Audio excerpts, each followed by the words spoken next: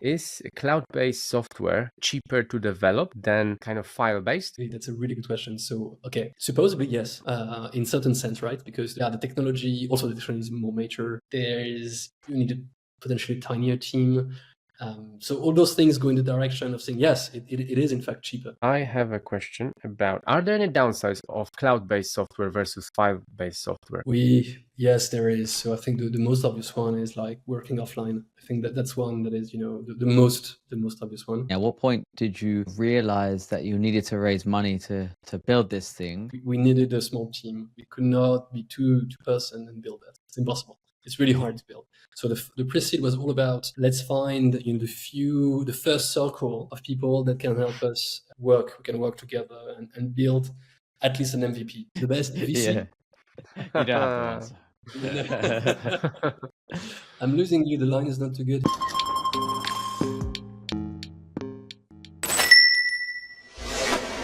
Hey everyone, and welcome to the Bricks and Bytes podcast, where we dive into construction and AEC technology. Before we get started though, if you're a startup founder or operator responsible for innovation in your company, or you want a deeper, more insightful look into technology in AEC, you won't want to miss our newsletter.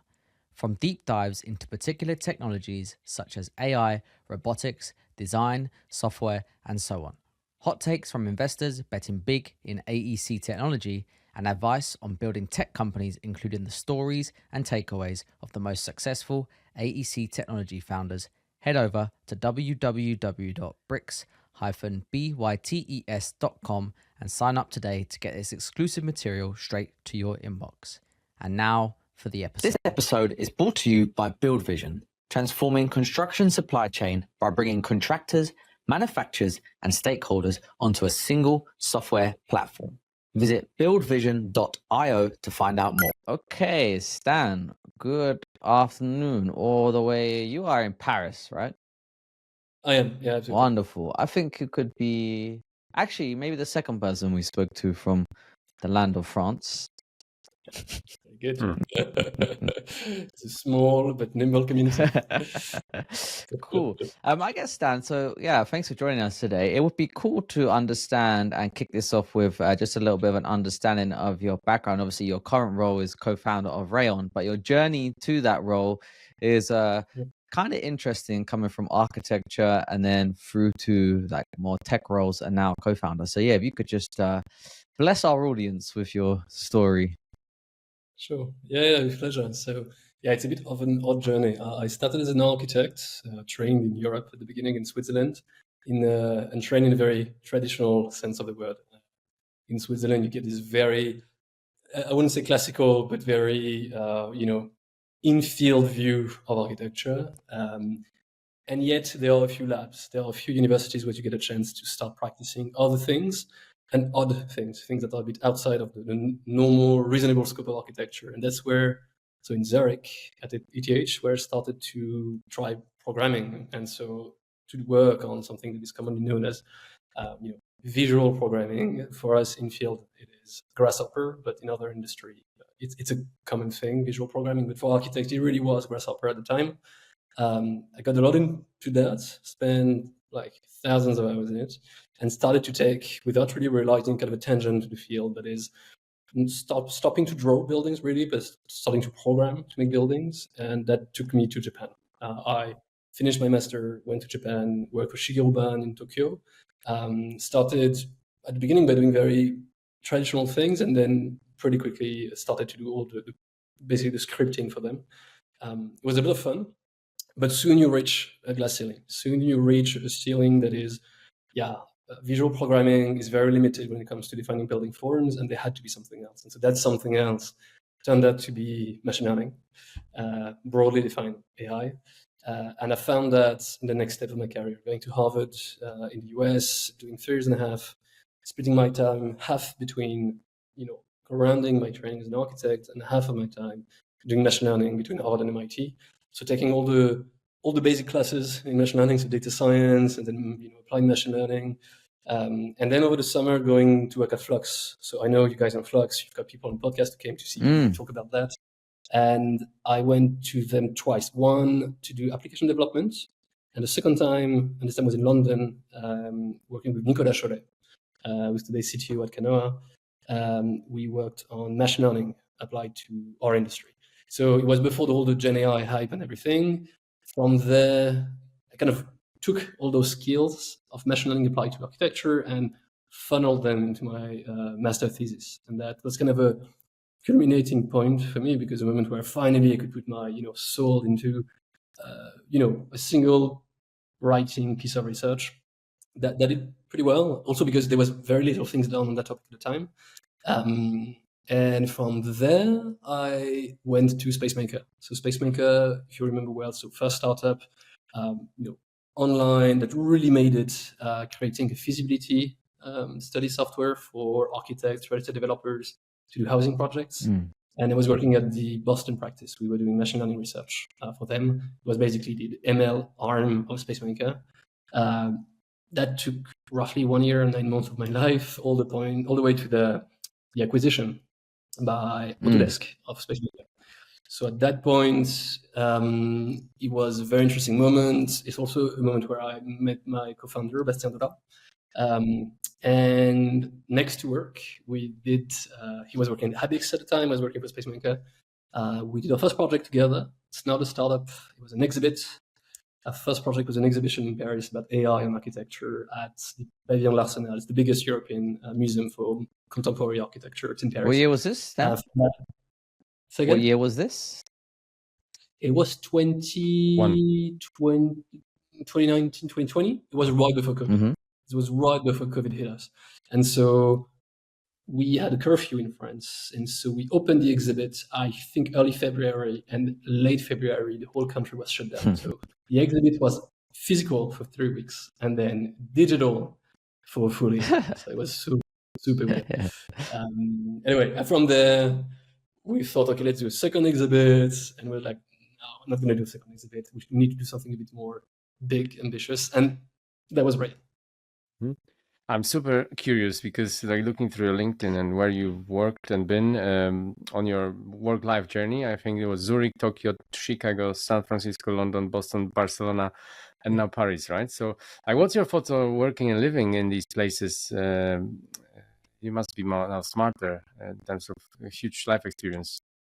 It's definitely a very odd patchwork. But what is very interesting is that it speaks to the state of our industry. Knowledge is connected and works as a network in our industry way more than the predefined notion that we have that construction architecture is a local industry. The truth is, in academia and in the world of knowledge, it's a very tightly connected community. So you can go from Zurich to Tokyo to Boston, and it's the same discussion that happens across the globe. So it feels, when you read the bio as a patchwork, it really is just moving around in the same network, in the same community that is, although it is global, it works together very much. And at the end of the day, when you end up doing papers and research, you realize that the academic community is like really global. So there's really a point to go around and to do what the French used to call the grand tour. This idea that before you start to work, first you have to go places, you have to travel. Yes. So it was the grand tour, but now is very much the time where I stop the grand tour and I go deep.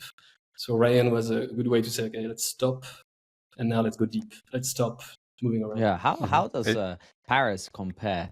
Because I don't know about you, Martin, but I certainly feel like it's not so much of a publicized area as much as perhaps other parts in the world for building tech companies. Like, I don't hear people saying, like, go to Paris. Yeah, there are different incentives or reasons for going to Paris rather than to discuss tech startups, right? Like, well, 10 years ago, it was about the quality of life. People would come here just because they wanted to have a good time. There's a certain way of life here. But it wasn't about, okay, that's the booming ecosystem. Then Brexit happened. Then this French state decided to go all in on tech. And French tech started to become big, and investments started to be funneled in. Not just that, but also private capital started to really scrutinize the ecosystem and realize that engineers were really good, affordable, and the last thing is the diaspora. there's an immense amount of really, really good French engineers who went abroad, went to Silicon Valley and then come back. And all those things I'm mentioning, this list, coalesced into like a magic recipe for an ecosystem that is starting to be one of the hottest in Europe. Of course, depending which figure you consider, but there certainly is these days, for the past 3 years, a significant momentum. And so when we started the company, it was bubbling, it was starting. Now, 3 years down the line, it's obvious that something's happening. Yeah, I hear lots of people coming from London, from finance, back to Europe, and either Frankfurt or Paris. So that's also interesting, like more geopolitical dynamic, geodynamic, not political. But is Paris where you will IPO Rayon? It's a really good question. I don't even dream of it. We don't let ourselves think about that. It's a tiny company. But Hey listeners, I want to take a quick break to remind you about the Bricks and Bytes newsletter.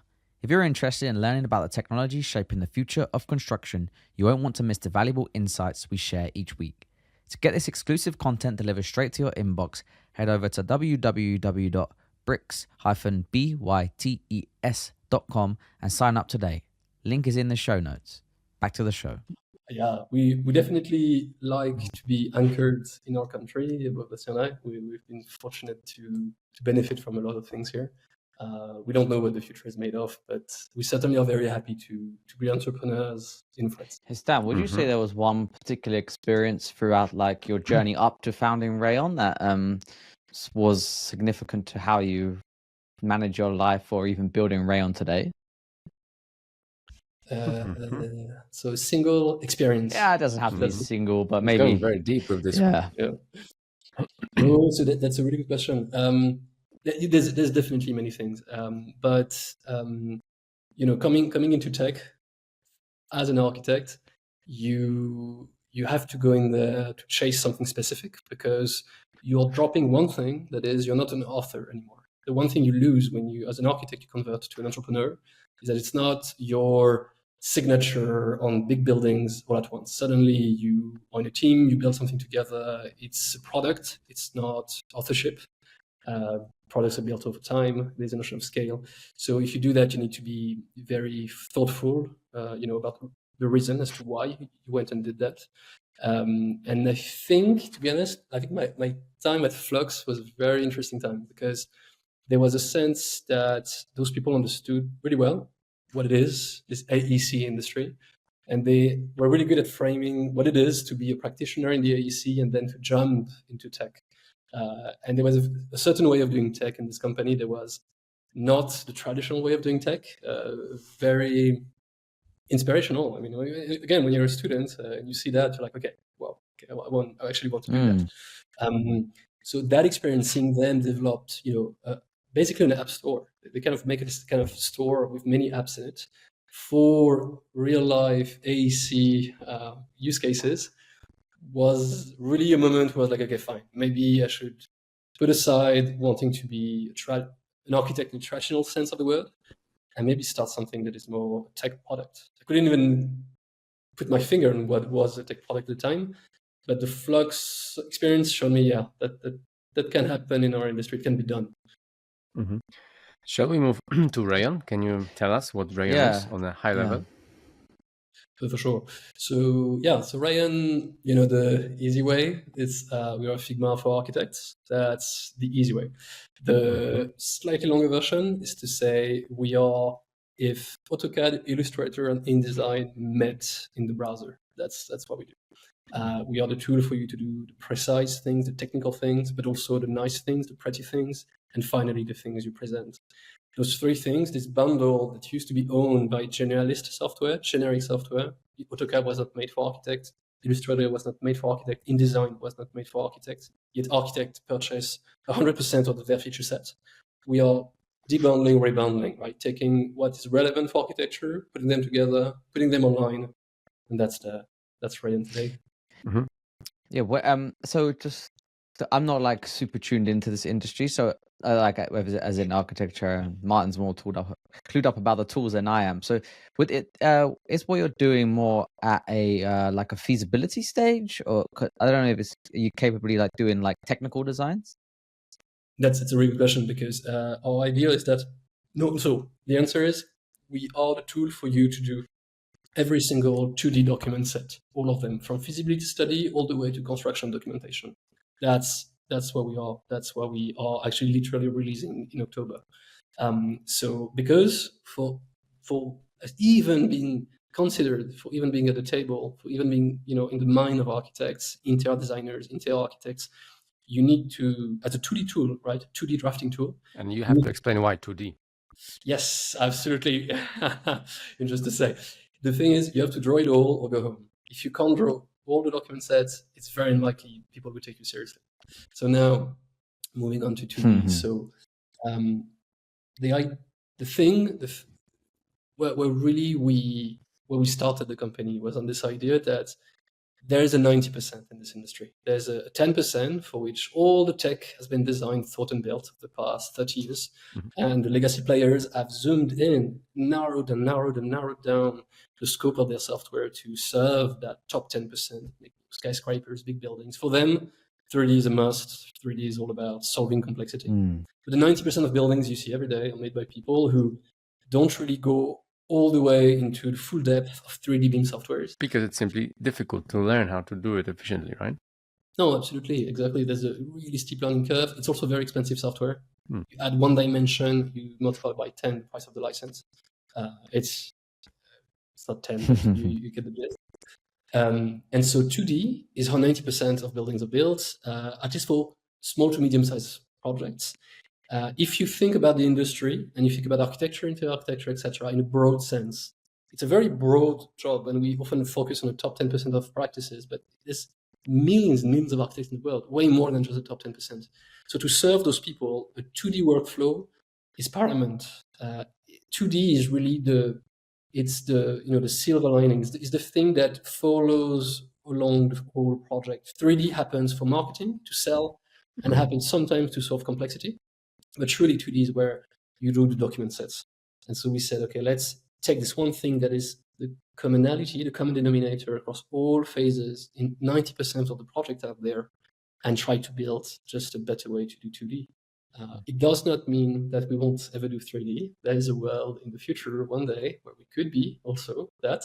But for the time being, the strategy is go at the 90% with the best-in-class 2D tool.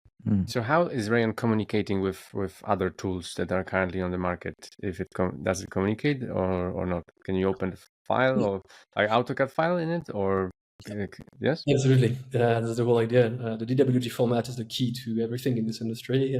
Increasingly so the RVT, but DWG is the thing. So DWG DXF, for people listening, so it's the AutoCAD format. Everything is in DWG these days. So we take in and we export, so in and out, DWG DXF, AutoCAD formats, PDF, and images. With that, we are able to communicate with any software that can either export or import those formats.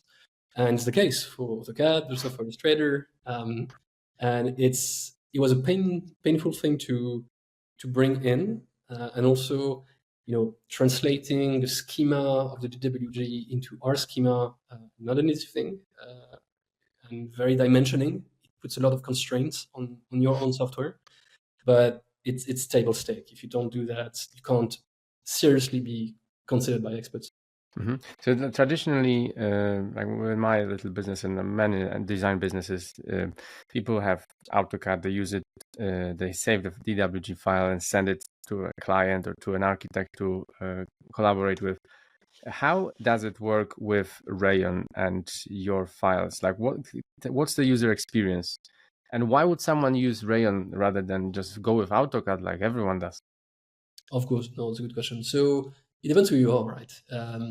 Like if you're an interior designer, if you're an interior architect, it's not about the software really. It's about the quality of what you create, of the output. So if we start from what people want to do, what they want to do is do technical, beautiful document sets. That's what they want to do. And there's a case to be made that AutoCAD is not the best tool to do technical and beautiful document sets. Let's just start by that, the editing experience. And a lot of architects, interior designers go do this jump between AutoCAD and Illustrator. And there's a reason for it. It's because you can't do both in AutoCAD. So where we come in is we tell them, well, not only can you draft as fast as you used to do in AutoCAD, but you can also level up, elevate the quality of your drawings in Rayon. Add textures, hatches, work on the line weights, work on the colors, do what you would do in Illustrator, all that, and then turn to the InDesign side of things, the presentation side of things, and really do nice layouts. So it's really about the outcome. So if you go from the point of view of the outcome, what is the document that those people want to produce? Then yes, there's absolutely a case to be made that Rayon is the best solution. And AutoCAD might be great. There might be people loving it out there. But again, if it's outcome driven, Rayon for interior designers today is coming close to being, the solution. I mean, again, you still need time to work on tiny details and everything, but we are in the midst of it. What can you do in Rayon that you can't do in AutoCAD, for example? Of course. So, I mean, I think the most. I mean,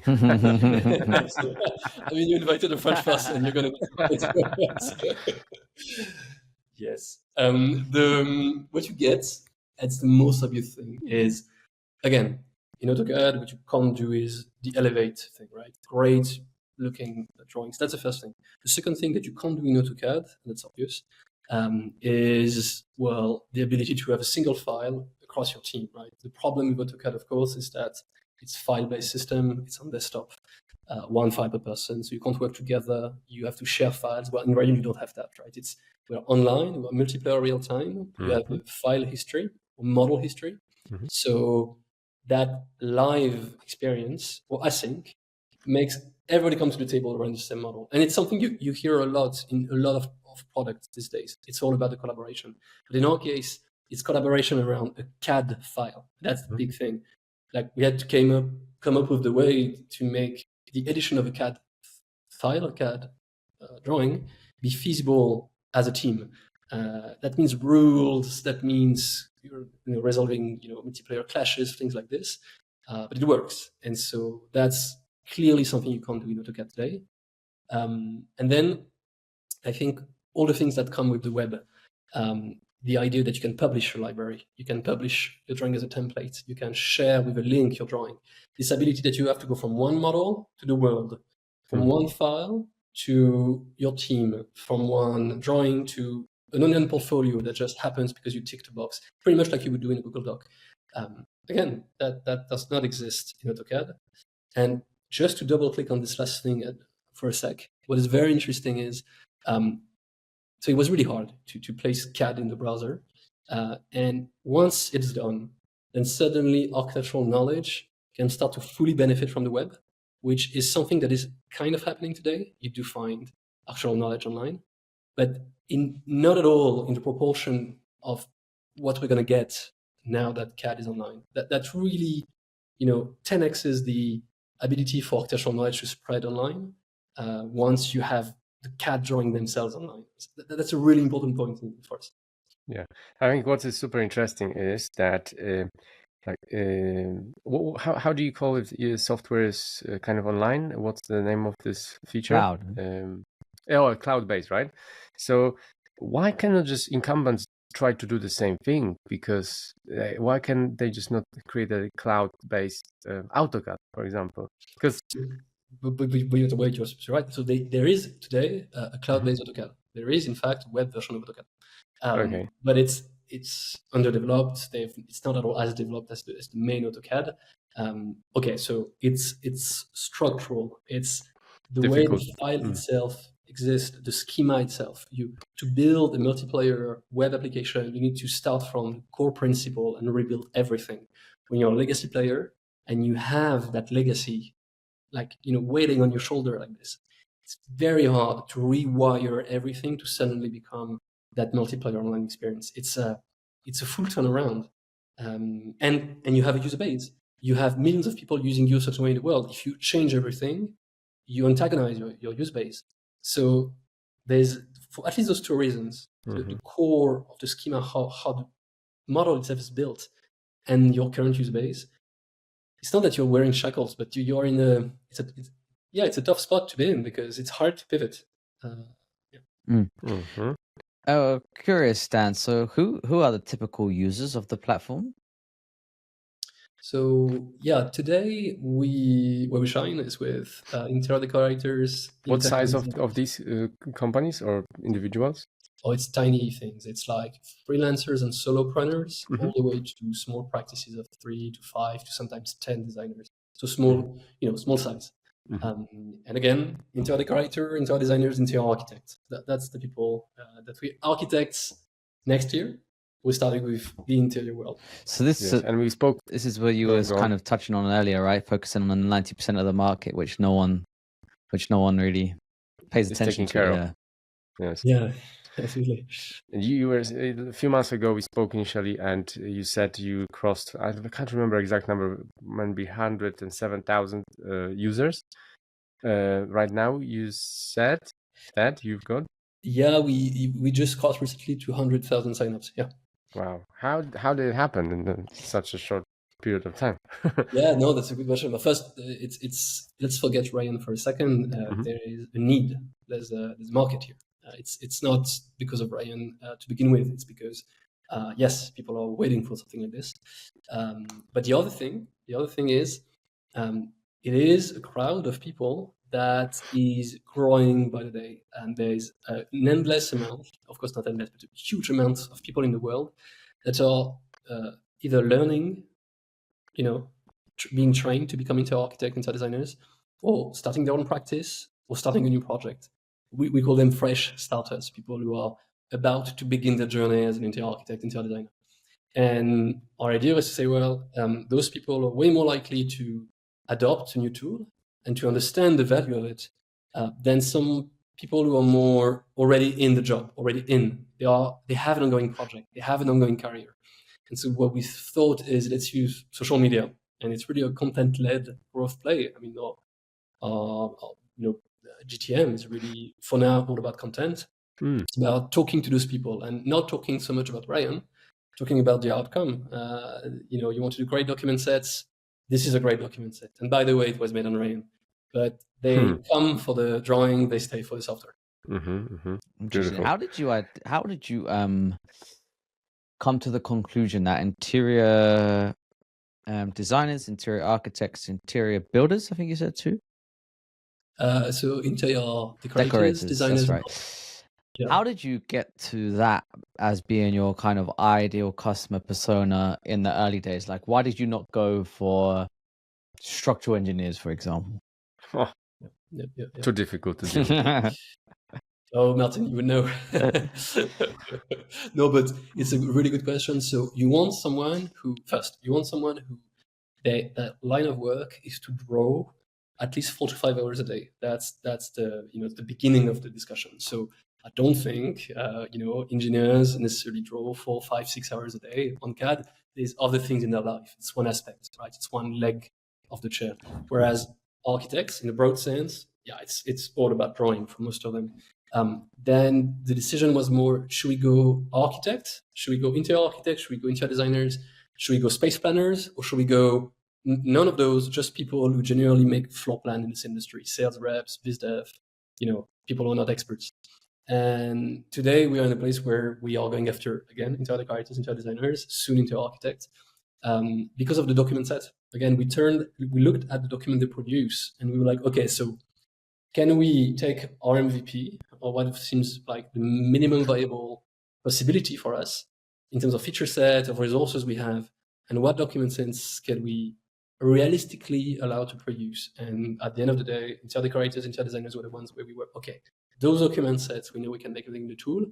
Interior architects are the next step. There's a few more things we need to add to please them. And then next tier, architects. But I guess the short answer to your question is, you want people who draw a lot, and then you want to look at the document sets, the output, and ask yourself, can I realistically make a tool that can make that document? And so like to me, it sounds like narrow customer persona. Or how about industry? Are these like working on commercial projects, residential projects? agnostic. Yeah. There's no one program, and you don't want to. Okay, so maybe that's good because it's an opportunity to lay down one rule. One core principle of a company is that we're building a generalist tool.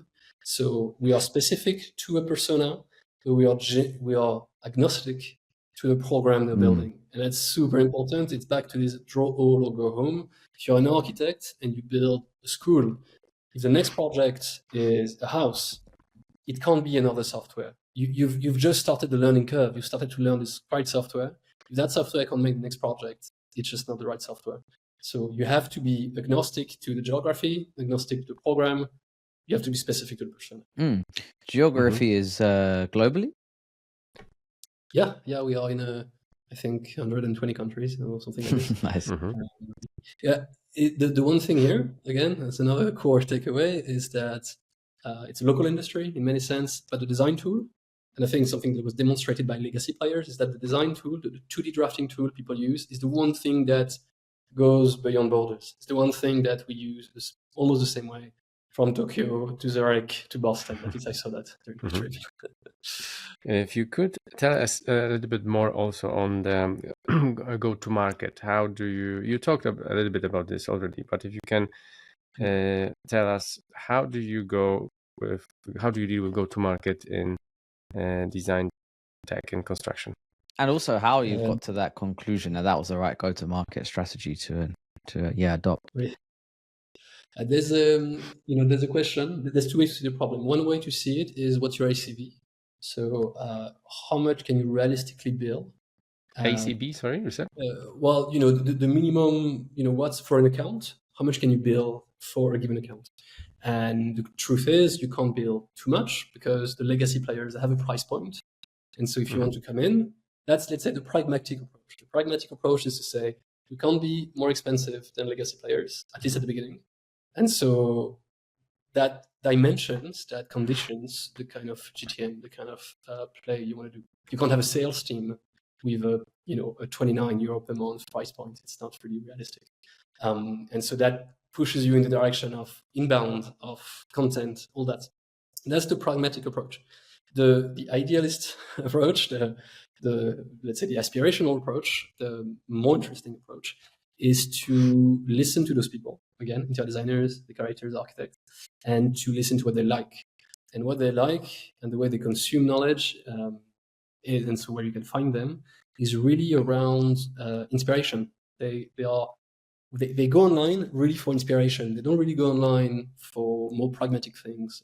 They do, but they mostly go online for inspirational things, looking for, again, inspirations, pictures of rooms, a cool template. And so a strategy that is led by content, touches them way more than other places. Hey, interested, Stan, on the content strategy then. So you say, it sounds like you have top of funnel content, which is aspirational kind of thing, and then someone lands on your website and then or a post or whatever, and then suddenly they're in your funnel, right? Yeah, absolutely. And so again, let's go back to what the product is. We're an online tool, so we can do templates that are online. That means that if I'm on Instagram, TikTok, whatever, Pinterest, or Google, you find a random template, you click on a button, you open the template, and that's it. You consume the drawing. So it's a very quick, demonstration of value. And so those templates, they act as a gateway to our app. So it's great. It's great because the drawings are our acquisition play, and it's very efficient, and it really touches architects the right way because that's what they look for. They look for great drawing sets. A legacy player with a desktop-based computer offer would have a hard time to do that. You have to download to then consume. It's not the same thing. Can you also tell us how do you approach pricing? You mentioned something earlier about the pricing that you need to come up as a new software provider. You need to come up with a slightly easier pricing than incumbent. How is it in your case compared to incumbent?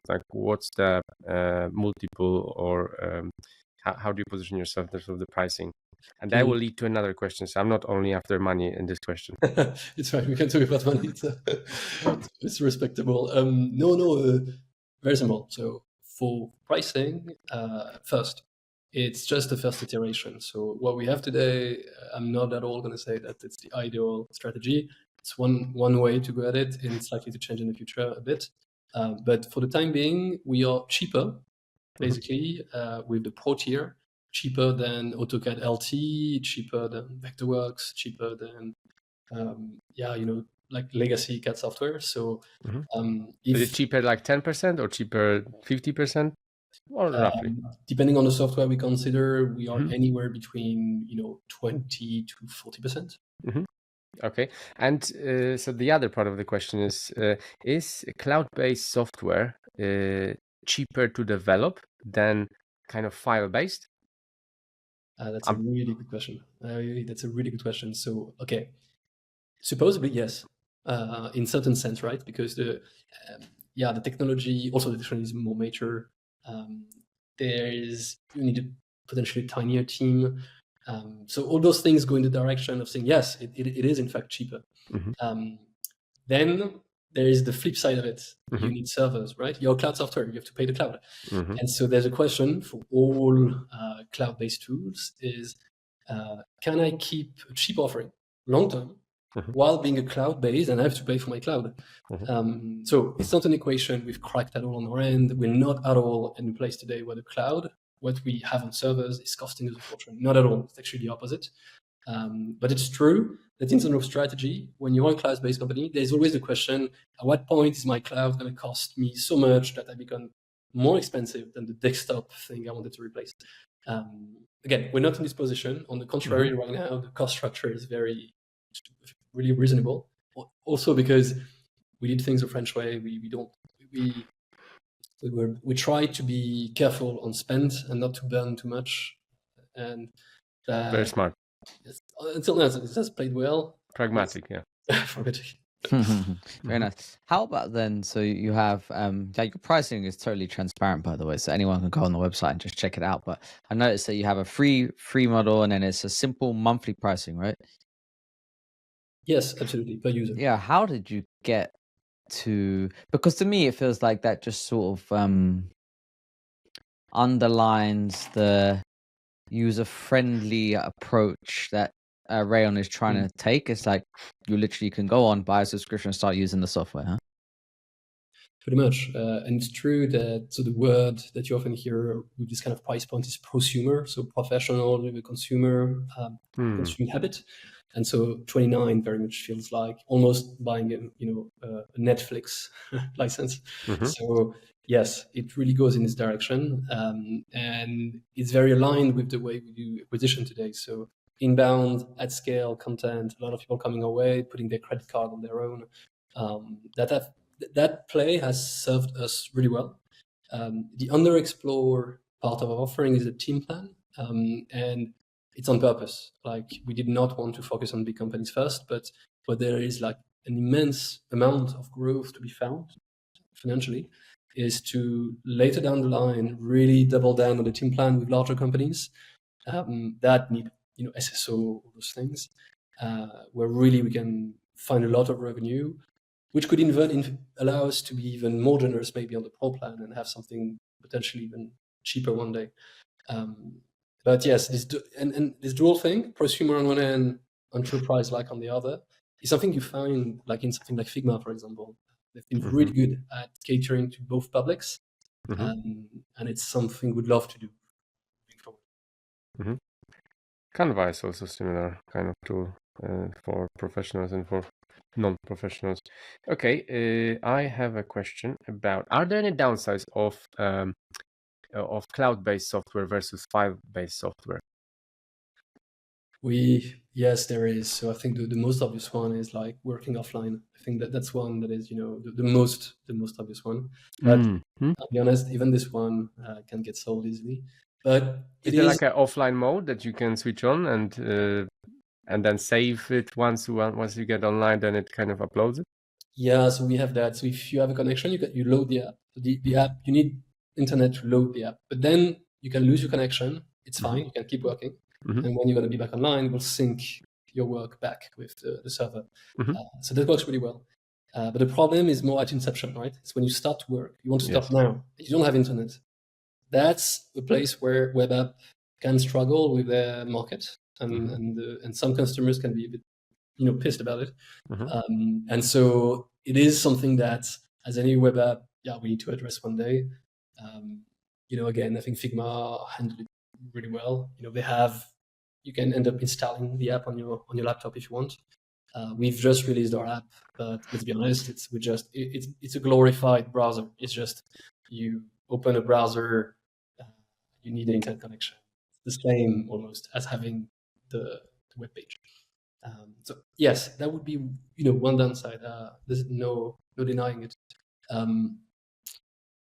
I don't see many others. I mean, to me, that's the most painful in our industry.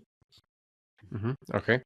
All right. I wanted to pivot to partnerships, Owen, unless you have any more stuff on that. Maybe just focusing on where, before we go there, I mean, it doesn't really matter what way around we do it. It's just the structure of our questions, right? But I was going to go into your fundraising journey so far and the thinking behind that. But Martin, you can go with partnerships first.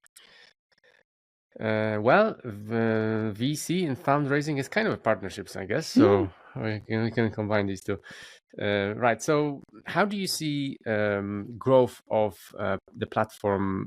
Do you use? It's a very bad way of putting it, but do you have any partnerships with other software providers, or universities perhaps, or some associations? And do they work for you? Tell us more about that. Yes, so at the beginning, partnership was not a thing. The one way we did partnership was with a few companies that were basically beta testers. So the first kind of partnership we've ever set up was before going to market, before opening the app. We took between 10 to 12 companies, and we only worked with them.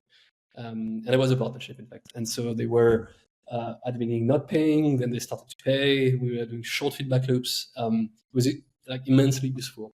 But then when we say partnership, as in like marketing partnerships, for example, so far we have not really used that lever that much. There's always a feeling with, especially marketing, like those partnerships, they can be something that drain your resources because it's hard to find precise alignment. It's not really transactional. It's kind of a soft arrangement. So it's hard to land in a place you like fast. And we needed to grow fast. That being said, in the future, there definitely could be more partnerships. One place where there will be definitely partnership for us is going to be to develop the enterprise tier. Yes. So going back to speak with big companies, we're already in the process of doing this, in fact. And so, working with a small team and then implementing at scale internally, that would be a good way also to learn what they like. Yes. So your thoughts are that you would give like a free version of the software and let them let the virus spread. Virus. So rude. It is a disease. Yeah. No, but it's pretty much the idea. What you want is you want the team grassroots. You want the team on the ground to like the thing, to work with it to the point where management hears about it. And at that point, you start the discussion about sale. Right? Yes, because we hear a lot actually that the consumer is the architect is one person, but the decision maker is a finance person. So there's kind of two people to convince, right? Yes, but the finance person has way less leverage in the negotiation if the teams are already in. Yes, and it's cheaper as well. Yeah, immensely. You don't need any sales rep, and you're not really selling; you're doing support. How about Stan? Like, maybe this touches on a little bit of an early discussion, but like, if you're working on a project and you have multiple consultants involved, one person's working in Rayon, but the others aren't. Does that provide an opportunity for like the people on the project to cross, like, or up or cross or something, sell Rayon to the other collaborators within the project? Yeah, so that's a really good question, and we're touching the question of the PLG motion, right? How much can this be? What is PLG motion? Sorry. So a product-led growth, the idea that your product is the thing powering the growth, not your marketing. And so, your question is a really good one because we need to demonstrate this today. There's a feeling in the stats, also in the interview we do, that yes, that happens. You see people that are evangelizing around them, not because they like the tool. I mean, maybe they do, but first and foremost because it's just useful and it's just how things happen. and they bring people to the platform through the use of it, not because they want to sell, just because they want them to use it so that the project is simpler for them. And this is where you can start to see the PLG loop getting in place. And again, Figma had that back in the days, and still today, of course. And the whole notion that once you're online, the thing can spread from one user to the next is super important, because it's also that growth, that PLG growth, product-like growth, is really almost free. It's user pushing you onto Yes. other users, you paying. Someone else is selling it. Yeah, exactly. And it's happening today, but I think there's a critical point. There's a notion of critical mass. So it happens even more so when the social proof around a user is strong, meaning it's not just one person sending them a file, it's 2, 3, 4. And suddenly it's repeated exposure. Yeah, they see it once and they're like, oh, this is cool. And they see it again, they're like, oh, this is really cool. It's absolutely. We talked the other day with a guy, a really good architect, and he was like, yeah, I could see using this in my practice. That would be fun. By the way, I'm a teacher at my school. I have students. I just realized everybody's in Rayon for the past 4 months. I have no idea why they code the DZ, but they just have it. Nice. And so it's good, because the discussion is not, do you want to discover Rayon? It's like, do you want just to use this thing you already know? Yeah. What about universities? Oh yeah, that's a big thing. So Rayon is free for students, and that is on purpose, because it's really spreading virally on campuses. So we have a strategy in place just for students. Again, in fact, it's free, certain influencers, certain content we produce, certain templates also, and it's working really, really, really well. That's really the core demo, and across the globe, like in the US, in the UK, but in India, in the Philippines, you see entire campuses virally shifting to Rayon.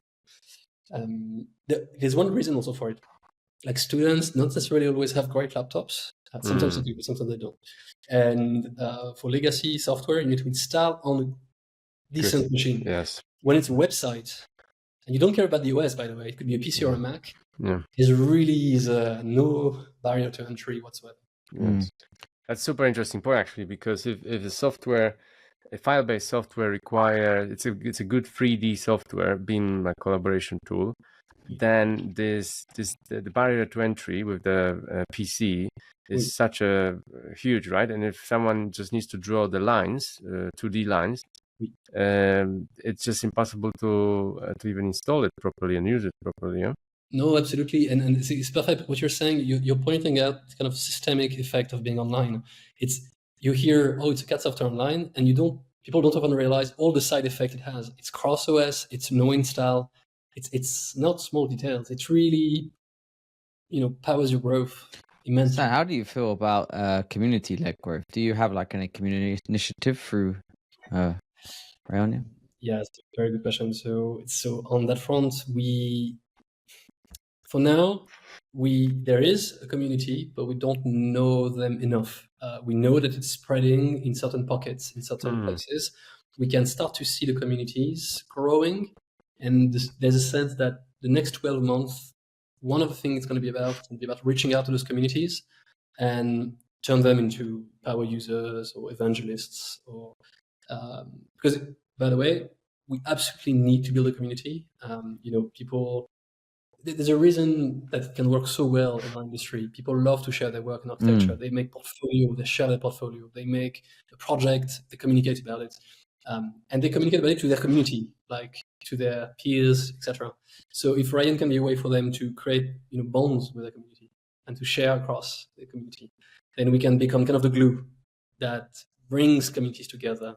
And one perfect proxy of that is going to Reddit, where you see communities forming kind of async, spontaneously.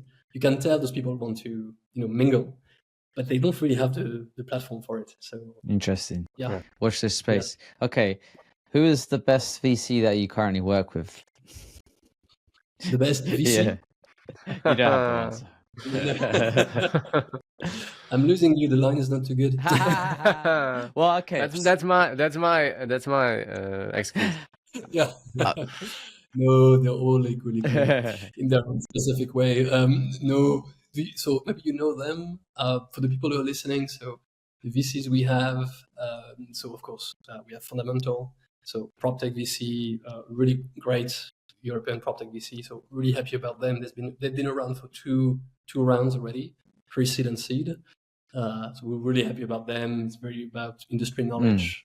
Patrick has been great at, he knows a lot of companies in our space. I know you know him, but for people who are listening to us, is a great help. And so we're very happy about them in their own specific way, the knowledge of the AEC, what it needs to scale in the AEC. Then we have worked with North Zone, and that's been equally great in a different way.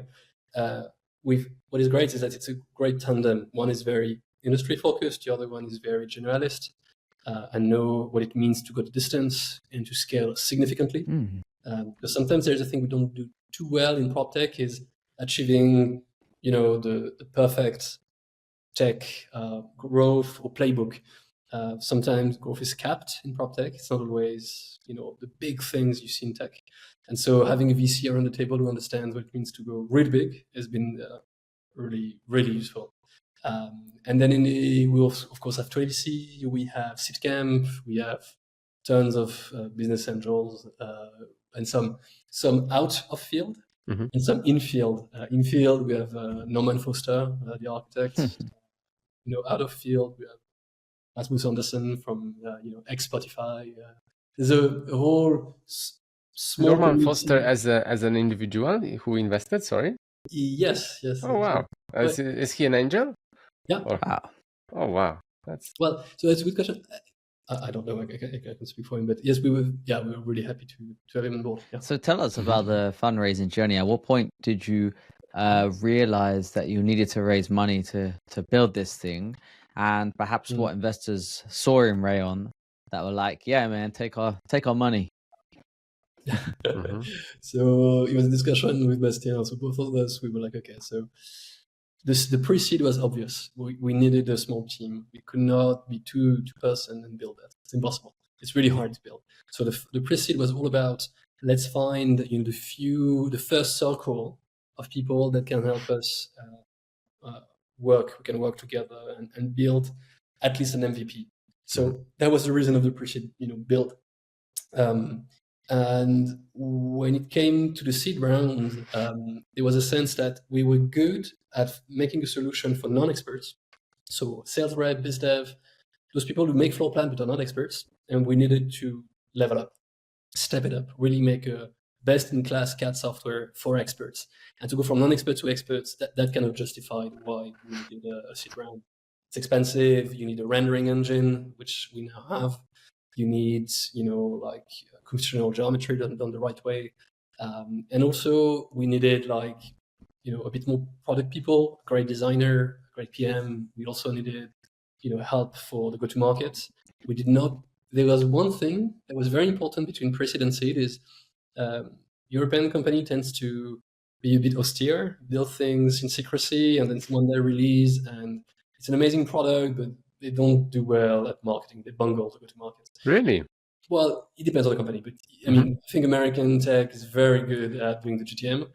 And I will refrain myself from commenting. very good in marketing. Yeah, leave it at that. I mean, in the US, there's a sense that you can sell really, really well, and so sometimes in Europe we do as well. And so finding people that could help us between pre-seed and seed to be really good at that too.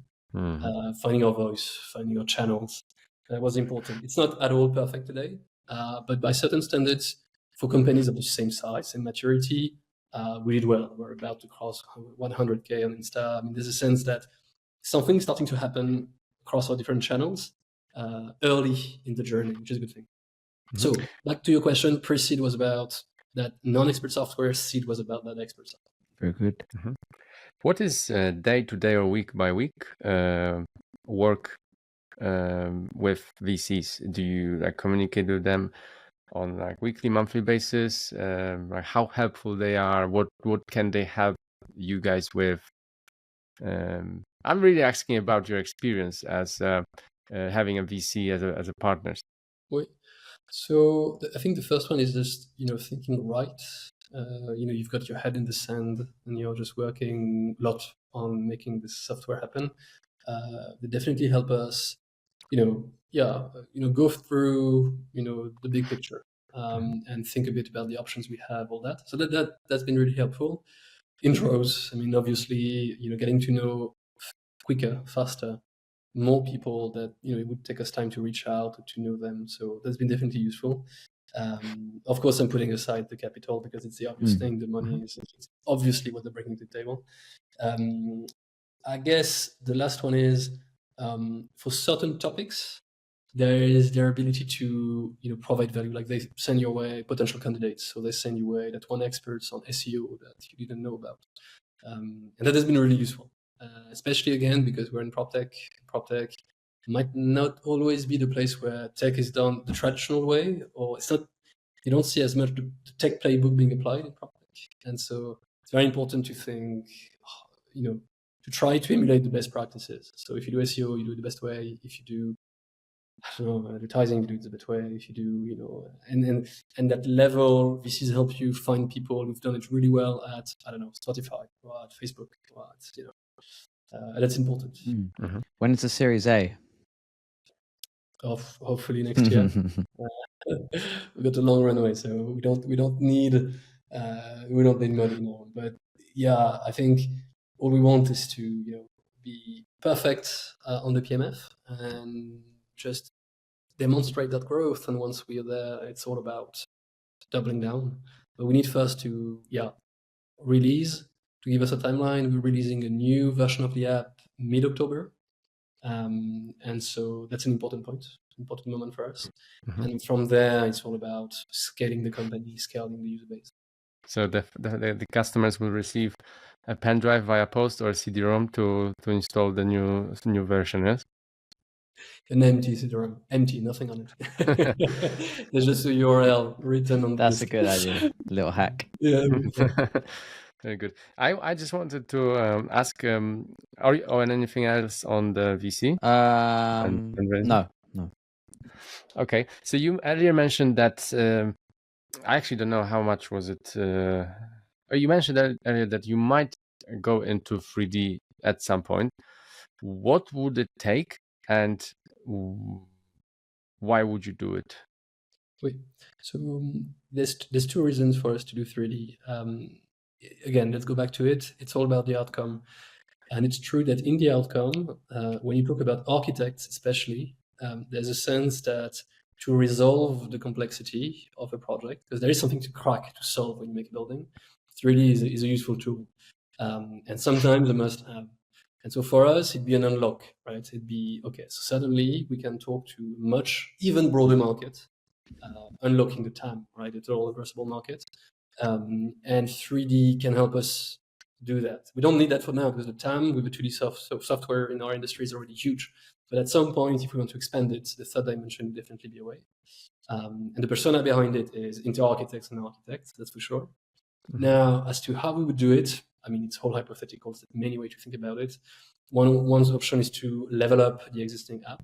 Another way is to think about, even more exciting, is think about pretty much like Figma came up with FigJam. We have another app. We are in the same ecosystem. We tap into the same schema. It's the same file that you open through different software. One is 3D, one is 2D. And start to think about how we can go from the core. It's very important to understand. A few months from now, a year from now, we're going to have a very well-polished core. There's going to be a rendering engine. There's going to be a basic sense of what the Rayon UX UI is. And then we can start to take this model and to specialize it to maybe different verticals in our industry. And they could be different apps, in fact, in the ecosystem. One could be 3D for interior designers, for example, interior architects. And one could be for clash detection for structural engineers. Please do. My point.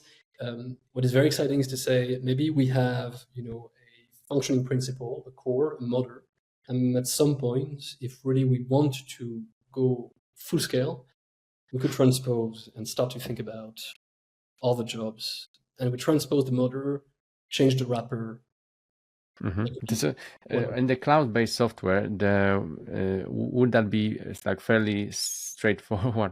Obviously, I don't know what I'm talking about because it's programming, but would that be fairly straightforward to add this another dimension? Or because I can imagine if someone's programming DWG files, I don't know, 4 decades ago, whatever it was, they didn't think about 3D maybe at that point, and that's why you have like different files, RVT, I think Revit. Yes.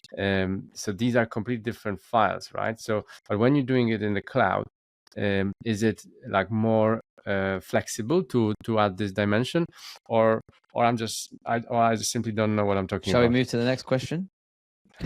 Yeah, don't be rude. No, but again, in a sec, explain it's not so much that it's the cloud.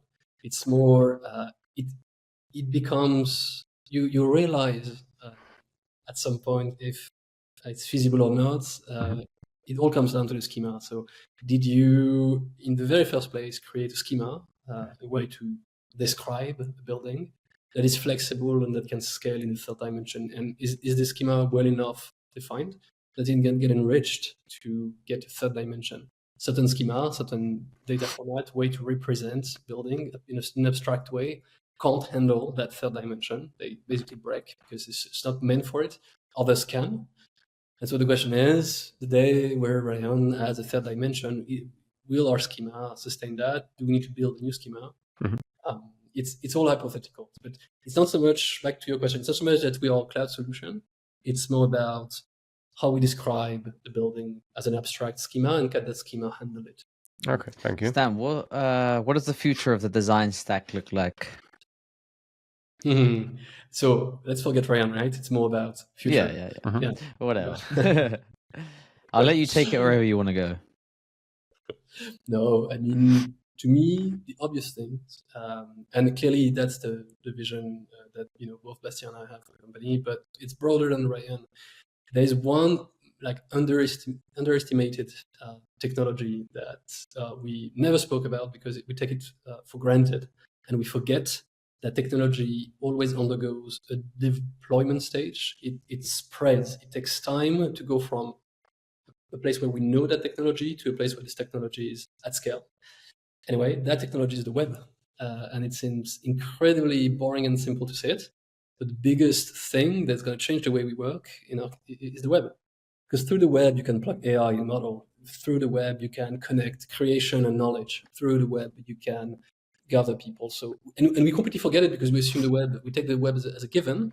But in our industry, the web for the design side of things is completely new. So the fact that suddenly the knowledge and the creation, the fact of creating and consuming information is going to live in the same interface, completely changes the way people are going to be working. And what I really like about this idea that the web is the answer or is the thing to scrutinize is that you can see it as the OS, right? It's the base, it's the backbone onto which all the other innovation we keep talking about, might it be AI, blockchain, whatever buzzword we have in mind, they get plugged onto this mattress. Without the web, basically none of all the discussion we're having would have any sense. It's one reality that BIM manufacturers have missed. They shot a bit too early to leverage the web. And that's one thing that could potentially hurt them.